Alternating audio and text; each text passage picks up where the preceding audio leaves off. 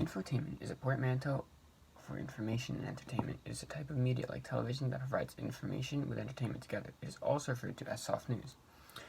Infotainment became a word in the late 1980s, and it came around because British scientists put on a comedy show on press conferences. It was discovered at the Joint Conference at ASLIB in Sheffield, the United Kingdom. With information came infotainers, which could now be anchors or satirists. It is shown the news stories with celebrity gossip, crime stories, and stories about humans on a day-to-day basis. The entertainment part comes into play with flashy graphics, fast-paced editing, music, and sound effects. Because infotainment is supposed to be soft news, women are often criticized because they cover soft news stories only. Infotainment is sometimes criticized because of what is aired. What is on the news, in the order it is, the information given, the headline, and what it has to do with infotainment. This can be a serious problem because on February 2nd, 2004, CNN told a story about the exposure of Janet Jackson, but right after it talked about a chemical attack on the Senate bill first. Infotainment can be very good as well. When watching the Food Network, it is a source of entertainment to you, but you are also learning how to cook at the same time. Whereas if you were watching a show like SpongeBob, you'd be learning nothing at all.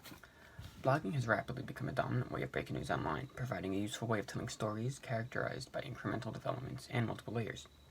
It is often used the limitations of journalism to draw from expertise from the audience, even while taking input from journalists from rival publications. On fast-moving stories, live blogs provide the ability to post significant developments rather quickly, even more so than editing a news article.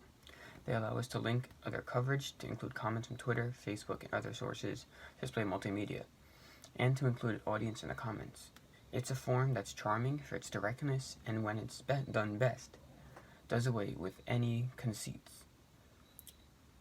It also limits demands the author gets when telling what's happening. It requires careful and continuous signposting to guide the reader to the story's main points.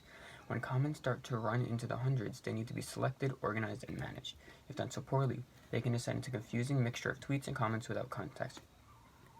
On the flip side, live blogs can get long and confusing because they essentially provide readers with the raw materials rather than stories. This does not work for everything.